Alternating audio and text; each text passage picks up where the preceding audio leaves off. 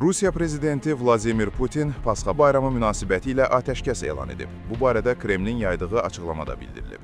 Qeyd olunub ki, atəşkəs aprelin 11-i saat 16:00-dan, Bakı vaxtı ilə 17:00-dan, aprelin 12-si günün sonunadək qüvvədə olacaq. Sənədə əsasən Putin müvafiq tapşırığı Müdafiə naziri Andrey Belousova və Baş Qərargah rəisi Birləşmiş Qoşunlar Qruplaşmasının komandanı Valeri Gerasimova verib.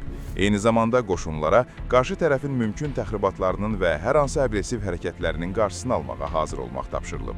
Hesab edirik ki, Ukrayna tərəfi də Rusiya Federasiyasının nümunə götürəcək deyə Kremldə bildirilib. Moskva, Ukrayna tərəfinin də Pasxa atəşkəsi təşəbbüsünə qoşulacağını gözləyir. Öz növbəsində Ukrayna prezidenti Vladimir Zelenski bildirib ki, Ukrayna Rusiyanın hərəkətlərinə cavab olaraq qarşılıqlı addımlar atmağa hazırdır. İnsanlara təhlükəsiz Pasxa bayramı və sülhə doğru real addım lazımdır və Rusiyanın Pasxadan sonra da zərbələrə qayıtmamaq şansı var, deyə Zelenski Telegram kanalında qeyd edib.